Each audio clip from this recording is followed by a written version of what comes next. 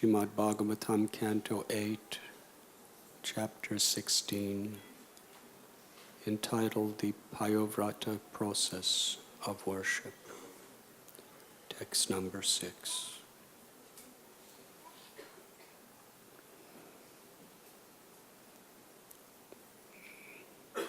As was discussed in previous chapters, Bali Maharaj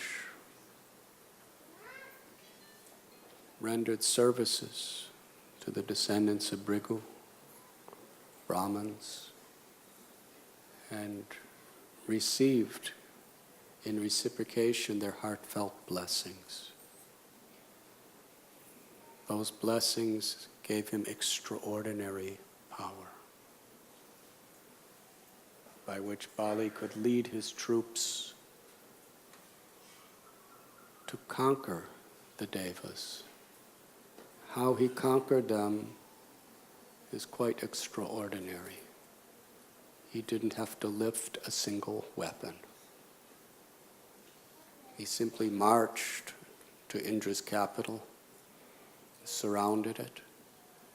When Indra saw Bali with such unparalleled enthusiasm, with effulgence and confidence, Indra realized that he is endowed with such potency, I cannot stand before him. Even with all the demigods and all of their weapons and powers, not possible. Indra asked Brihaspati, his guru, what could be done. Brihaspati said, they have achieved the blessings of great souls. Bali Maharaj has gotten that blessing, therefore there's nothing you can do. Better you hide. Let him take everything you have. And if someday Bali, or when that day comes, when he displeases the Brahmins, the great souls, and is cursed by them, then only will you have any hope of receiving your property back. So not a single arrow was put to the bow, and yet Indra and all of his people ran away. They not only ran, but by their mystic powers, they changed their forms so they couldn't be recognized. They were hiding. Who suffered the most? Their mother, Aditi. The nature of a mother's love. Like we read in Mahabharata, how the Pandavas suffered death threats, humiliation, exile. But who suffered most was Kunti Devi, their mother.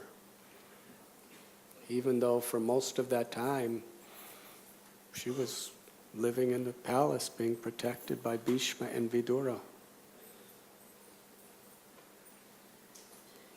Just thinking of her children sleeping in the forest, always being hunted by Duryodhana's people, a place where there's wild animals and rakshasas and so much inconvenience, and they had nothing at all.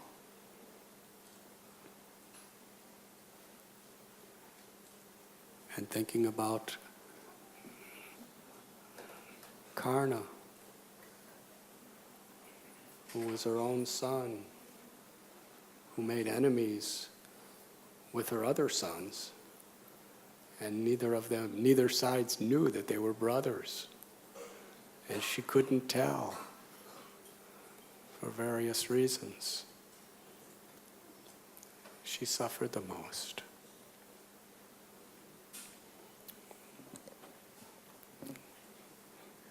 Krishna would be playing And Yashoda Mai would always be worrying. Her whole life was worrying, blissfully worrying. Will he be pricked by a thorn? Will he be scratched by the claws of a monkey? Will he be hit by the horn of a bull?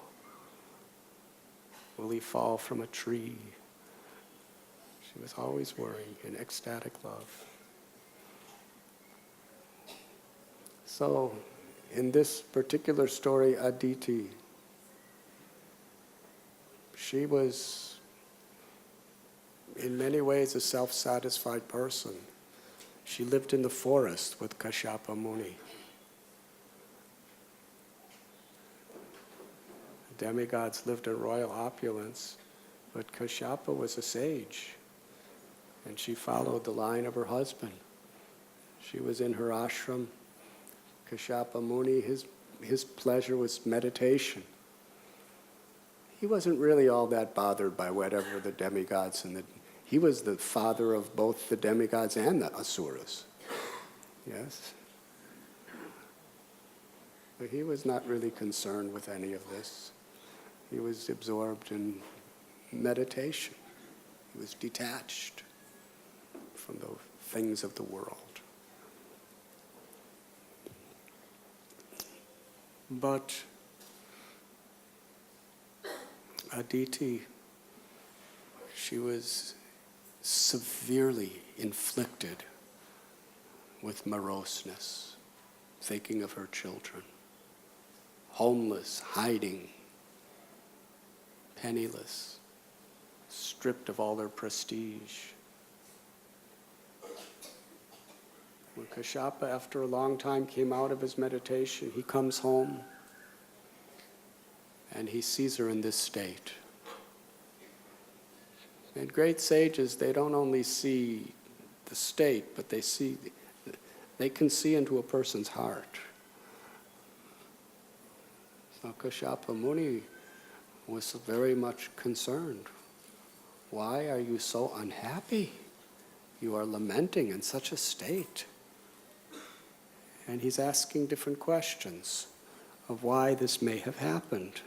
Have you not performed your prescribed duties properly? Have you not done your sadhana today?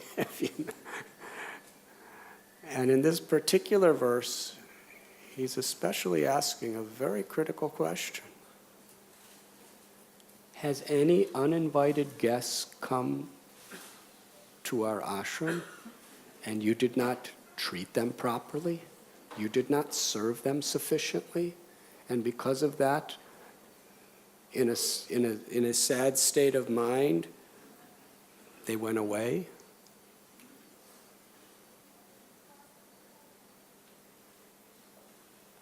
Because if a grihasta commits this offense, there's a very serious reaction.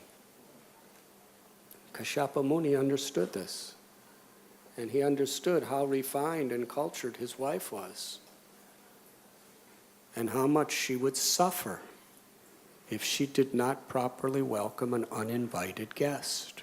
What to speak of an invited guest? And Srila Prabhupada in this purport explains the culture of the Grihastha ashram. Not only the Grihastha, the culture of civilized life.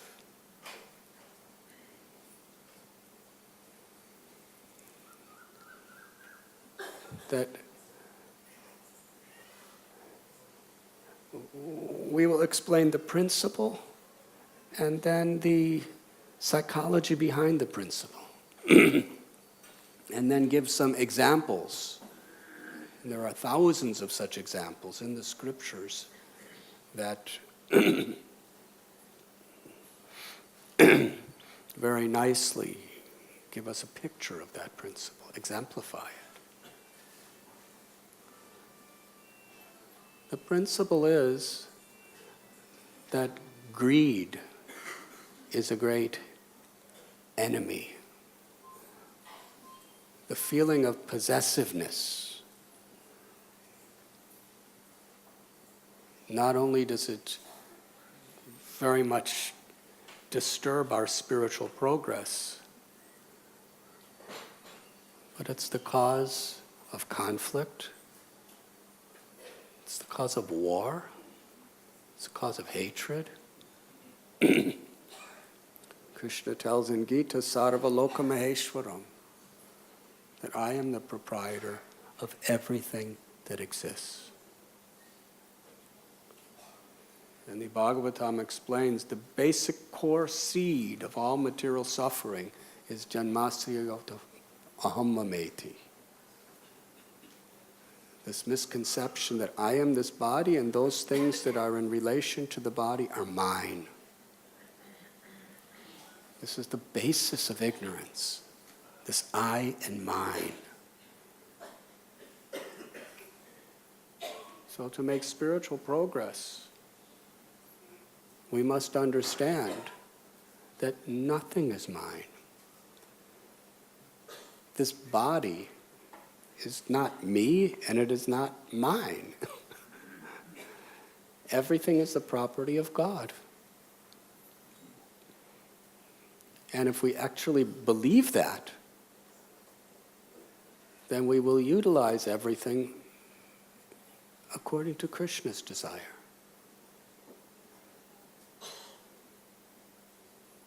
Krishna says in Gita, Aham bija pradapita, that I am the seed-giving father and mother of every living being.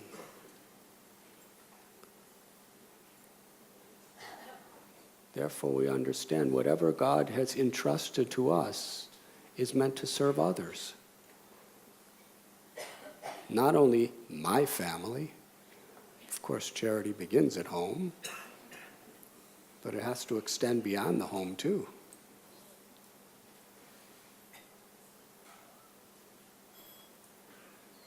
Charity begins at home doesn't mean your family at home only. It means any guest that comes to your home. It's a sacred duty. In the Vaishnava culture, people are very eager to invite guests to come to their home, especially guests who will enlighten them in spiritual knowledge and inspiration. But this is emphasized again and again in the Holy Scriptures. Why? This idea of the atiti, the uninvited guest. Practically anywhere in the Vedas where it discusses the Grihastha ashram, this is always included as one of the duties, with emphasis, is to welcome, give hospitality, and satisfy uninvited guests who come to your home. Now the concept is,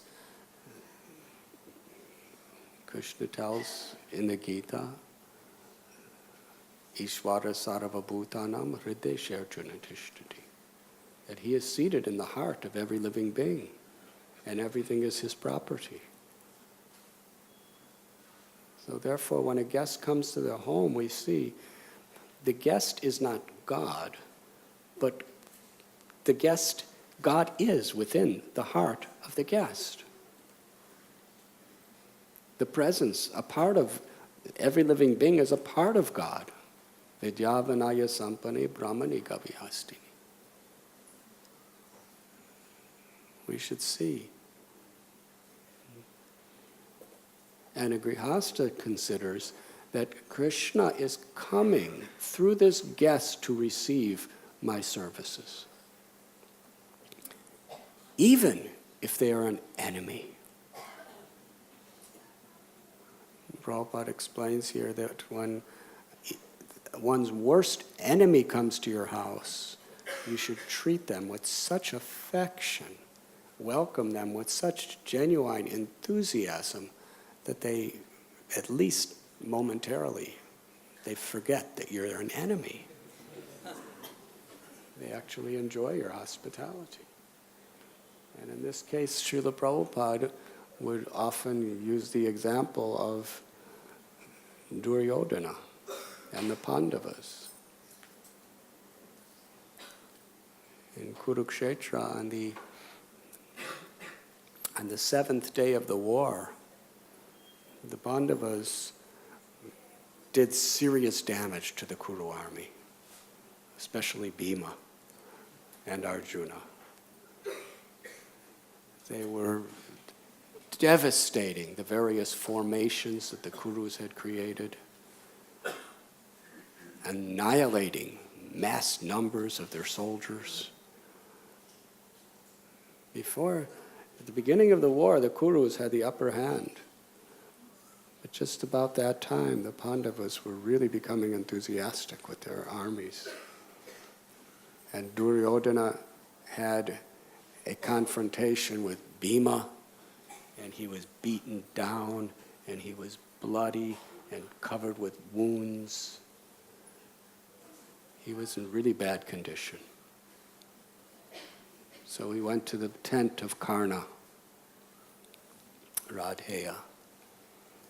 Now Karna, he wanted to fight in that war, but he wasn't allowed to, in one sense, because Bhishma was so critical of him. The reason Bhishma was so critical of him is because Bhishma knew that Karna was the brother of the Pandavas. And he didn't want them to, he didn't want to see Kunti suffer, their children killing each other. So he was always insulting Karna, and Karna said, "I'm not, as long as he's the commander-in-chief, I am not going to fight." So Bhishma was very happy with that. But Duryodhana was not happy, because Karna, after Bhishma, he was the best fighter. Bhishma, Drona, and Karna. So Duryodhana went to his friend Karna's tent. It was all bloody and beaten by Bhima. And he was saying, "We need you to fight in this war." Karna said, "Just give me the chance." Because Bhishma has this false compassion to the Pandavas, he's not willing to kill them. But I will kill them. Just give me a chance. Get Bhishma to retire from the battle, and I will kill them all in one day. You have my word.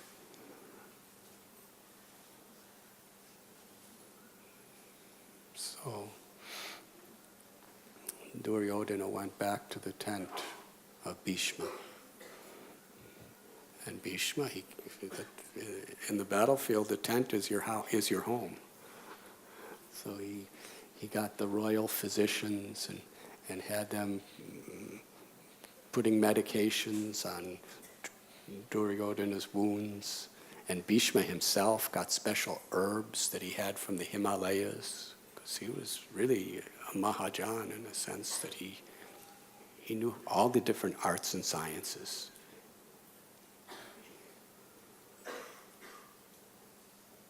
And he relieved Duryodhana of all of his pain. Then Duryodhana very respectfully began, but then gradually was becoming more arrogant. He said, "I know you're fighting very nicely and everything, but the fact is you have the power to kill the Pandavas. There's only 5 of them. You can destroy the whole army. Why aren't you trying? Is it because of compassion for them, or is it because of hatred for me that you refuse to kill them? If that's the case, then please retire from the battlefield and let me bring Karna in to kill them." Well, Bhishma was extremely insulted by this. His Kshatriya nature was very much aroused. He warned Duryodhana again and again and again that as long as Krishna is fighting with the Pandavas, there's nothing you can do.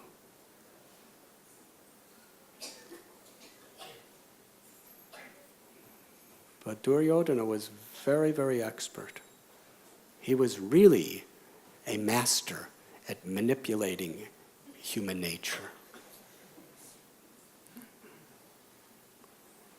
So he got Bhishma's Kshatriya tendencies very much inflamed. And he promised he promised Duryodhana.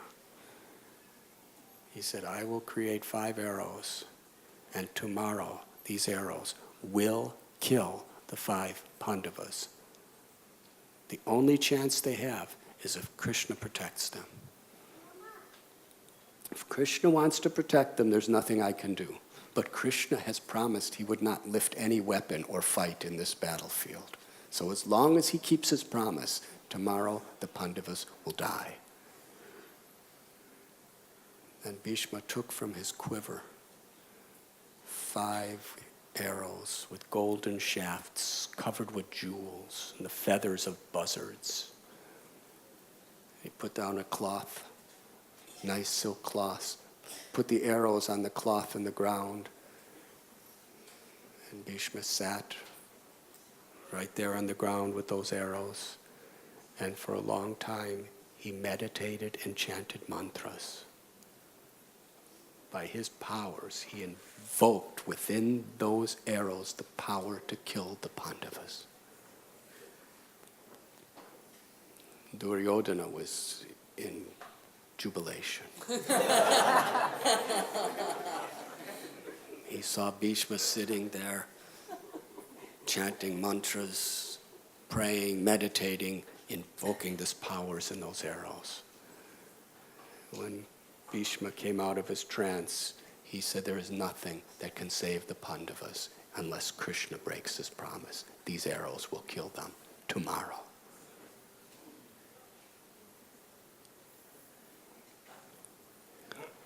Duryodhana was really attached to those 5 arrows.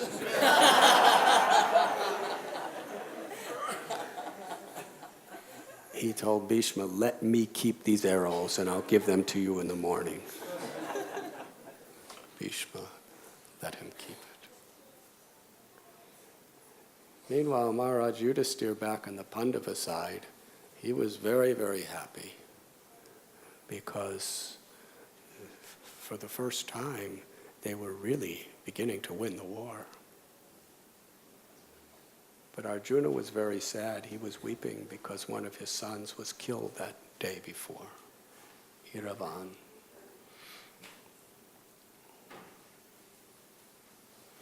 Krishna approached Arjuna and he told Arjuna, because Krishna knows everything, Vedaham samatitani varatamanani chaudrina bhavashyani chabhutani mam tu vedana kashtana. Krishna knows everything that's happened in the past, all things that are happening in the present, and all things that are yet to come. And he knows all living entities. He's the Paramatma, listening in every heart.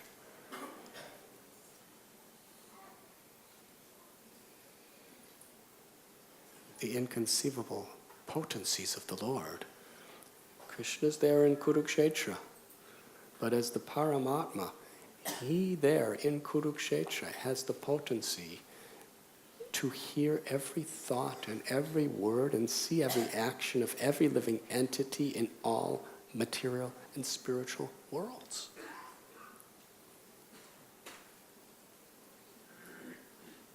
And he's not distracted. He has his energies, but still, he's the inconceivable controller of all the energies. He's all-knowing. Krishna tells Arjuna that tomorrow you and your brothers will die unless you do what I say. There are 5 arrows that Bhishma has consecrated to kill you tomorrow. They're in the tent of Duryodhana. Now, do you remember long ago when the Gandharvas defeated Duryodhana and captured him? And at that time, the message came to the Pandavas. The Gandharvas, by their incredible fighting skills, they drove Karna and all the other associates of Duryodhana away, and then they captured him. And they humiliated him. And the only way they could be saved was the Pandavas. So the message came to Yudhisthira Maharaj. And Bhima said, good for Duryodhana.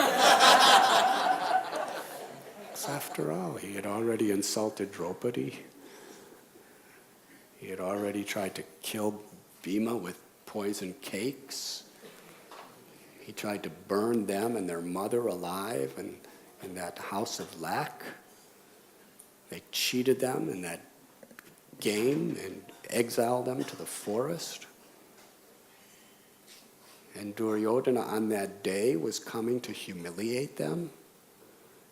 Bhima said, let the Gandharvas do what they want with Duryodhana. So Yudhisthira Maharaj, he said, we are 105. There is 100 Kurus and 5 Pandavas. Now we are divided, but when someone from outside comes to attack, we are 105. We are one. We must help him.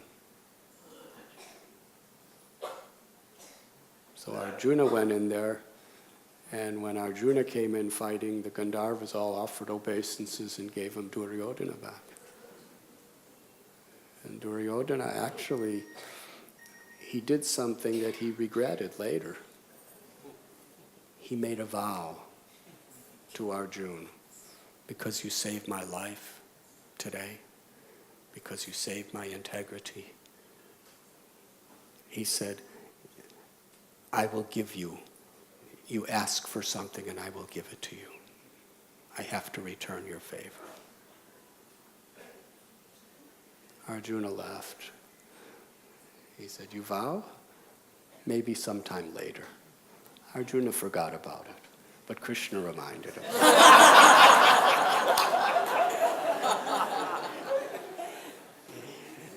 Duryodhana promised he would do you a favor at that time. He has to do that for you. Go to his tent and ask him for those 5 arrows.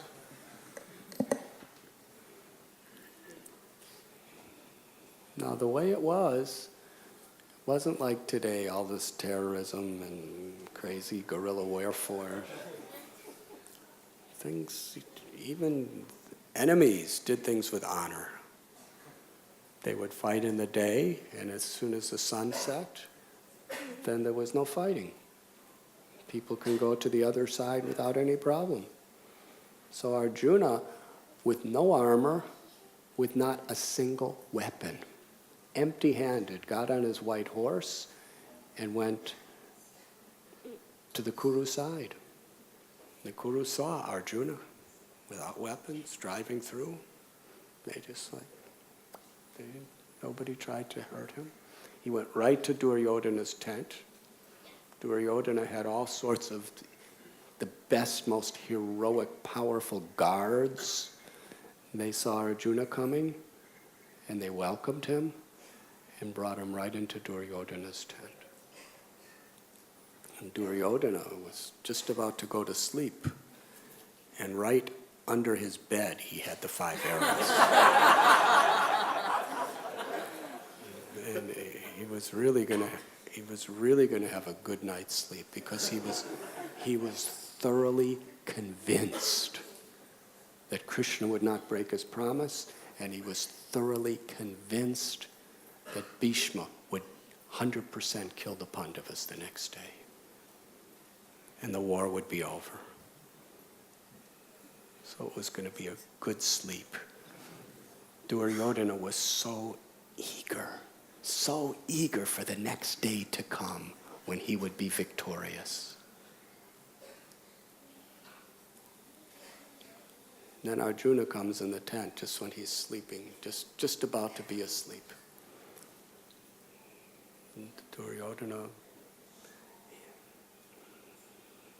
understood that Arjuna was an atiti. He was an uninvited guest. And according to culture, you have to welcome them and make them feel very much loved. Even if and Arjuna was his second worst enemy after Bhima.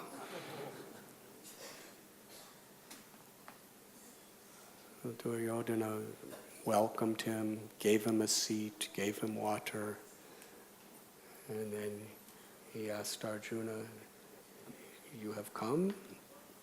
If there's anything you would like me to give you, I will give you. If you want me to end the war right now and give you the entire kingdom back, I will do it." He said that. But he knew Arjuna wouldn't do that.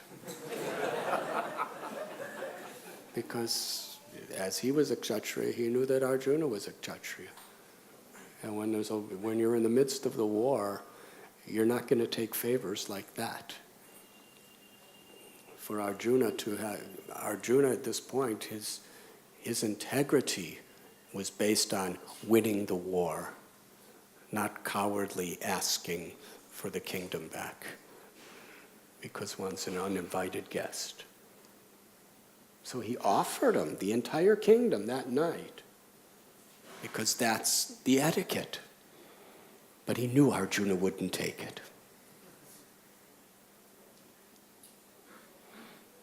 But then Arjuna asked, "I don't want the kingdom.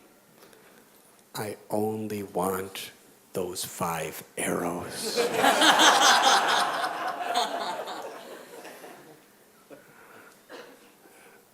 Duryodhana was shocked. It was just, things were just happening too fast.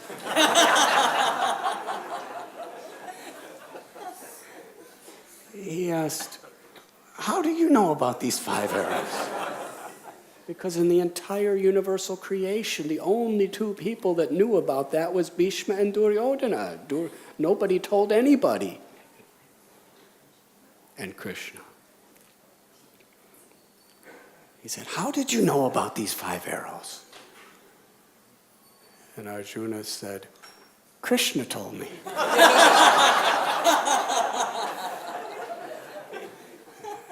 And Duryodhana understood, Krishna.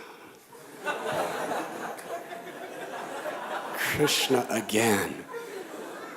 And it was all happening so fast that Duryodhana, he really had to maintain the integrity, because if you don't maintain the integrity of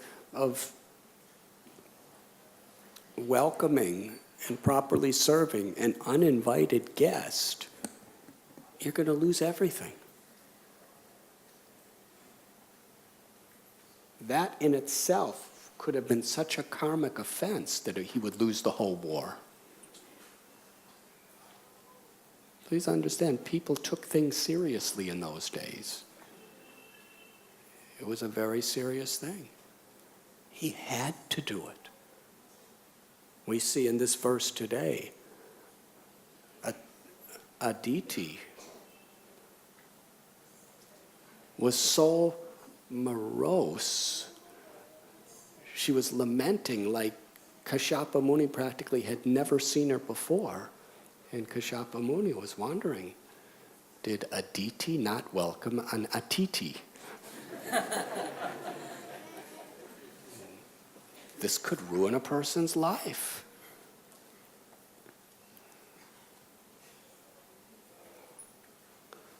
Also, when Arjuna came back from Dwarka after Krishna left this world and Yudhisthira saw him in such a lamentable situation, he asked, "Did someone come to you and ask for charity and you didn't give it to them? Is that why you're in this state?" It's a very serious thing. So Duryodhana, he would have been cursed even worse if he didn't give it. And also Arjuna reminded him. Arjuna said, "You remember, you vowed after I saved you from the Gandharva, you remember? You vowed to grant one request. This is my request. Give me those arrows."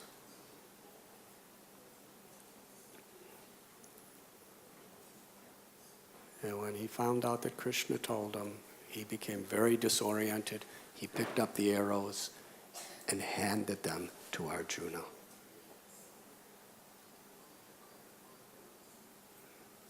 And Arjuna brought them back and showed them to Krishna. Krishna was very happy.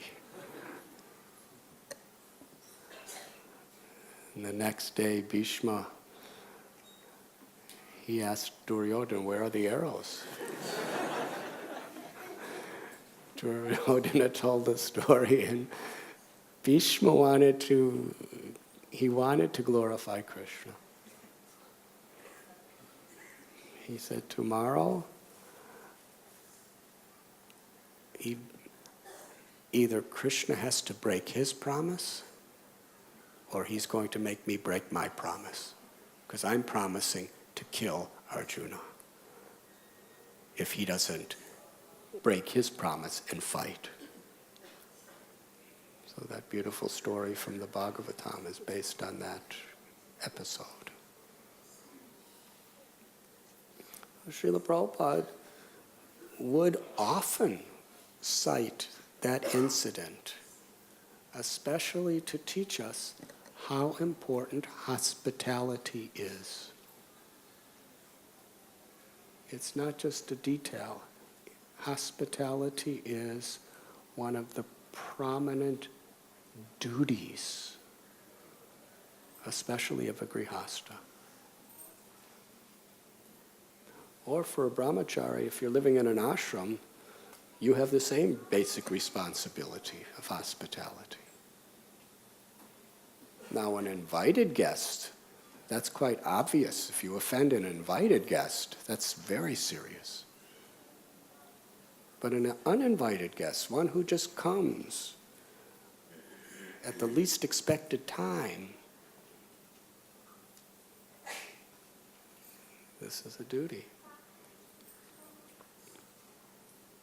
And one of the greatest examples of this principle was Rantidev. Rantidev was a king. But he was so selfless, always eager to serve others. He claimed no proprietor, he claimed nothing to be his own. He saw everything as the property of Krishna, and he saw Krishna in the heart of every living being. So he wanted to share whatever he had with everyone, with anyone. One day he and his family, they went to a forest, and for the welfare of the whole kingdom and for the pleasure of Krishna, they fasted for 48 days. And at the end of the fast, somebody brought them some food with milk, with ghee, with some water.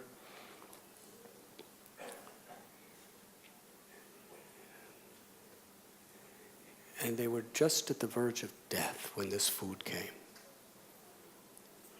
They were trembling of hunger. They sat down to eat.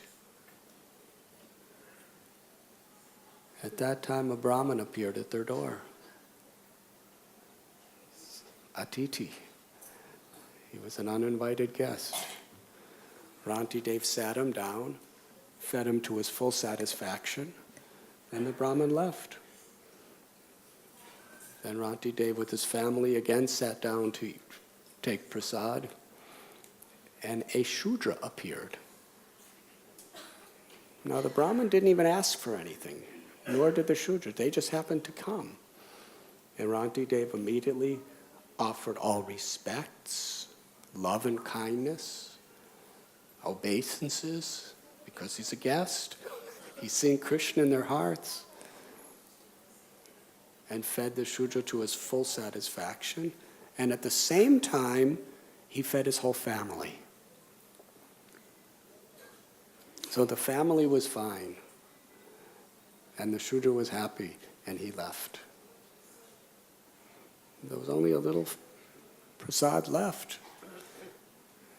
family was happy, but Rantidev had not had anything yet. So he just sat down to take prasad when this man came with a pack of dogs.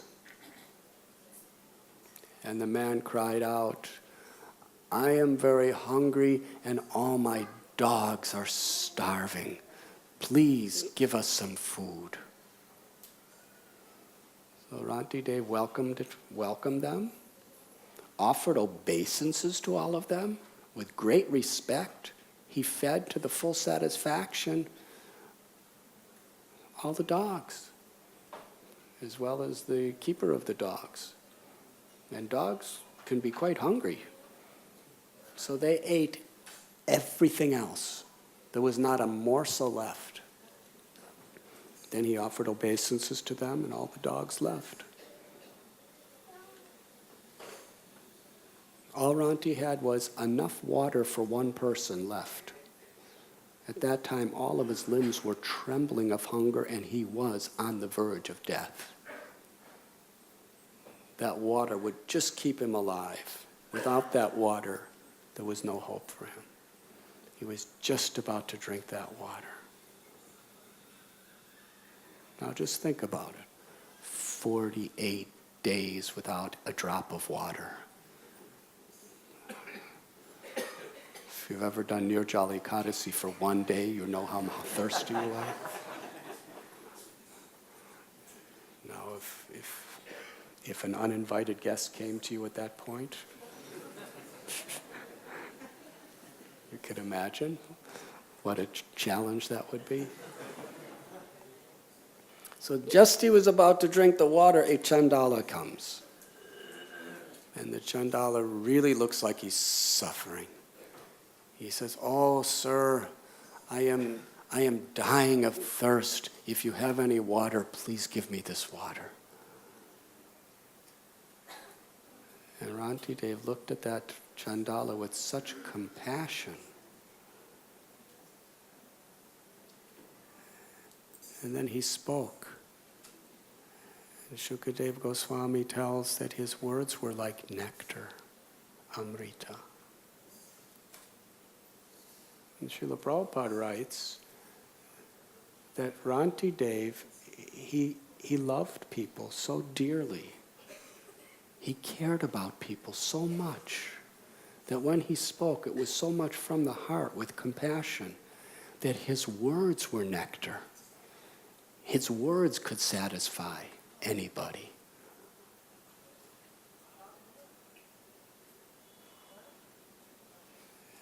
And he spoke a prayer to God. He said, "I do not pray to the Supreme Personality of Godhead for the 8 perfections of mystic yoga.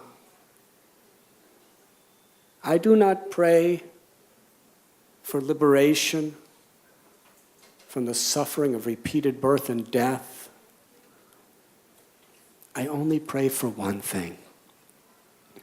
Let me remain in this world with all living beings so that I can suffer all kinds of difficulties on their behalf so that they will be free of all suffering. By giving this water to this Chandala, I will never again be subject to thirst, hunger, lamentation, agitation, moroseness, or illusion." And then with a loving, grateful heart, offering obeisances to that Chandala, he gave him the water.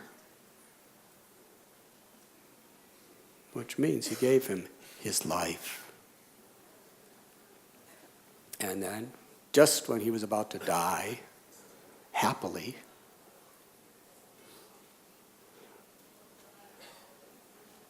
the Brahman, the Shudra, the dogs, and the Chandala, they all returned and turned into Brahma and Shiva and other devas. And they gave him nice prasad, it appears.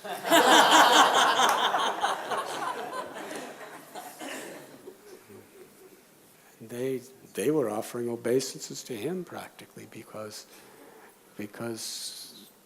they wanted to see what kind of a compassion he had.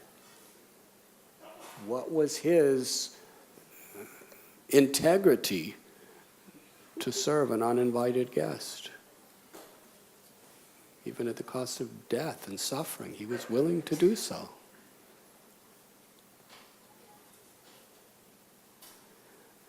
Interestingly, and Srila Prabhupada emphasizes this, when Brahma and Shiva and Devas appeared, they offered him any benediction, and he knew they were going to offer. What he did is he fixed his mind exclusively on the Supreme Personality of Godhead. This is before they gave him any food. He fixed his mind on the Supreme Lord. He didn't want to be diverted from the path. He knew they were going to offer him benedictions, and he didn't want any material benedictions. He already expressed to his Lord his prayer. He didn't want mystic cities, he didn't want liberation, he didn't want anything of this world. He only wanted to suffer difficulties on behalf of others so that they would be free of suffering.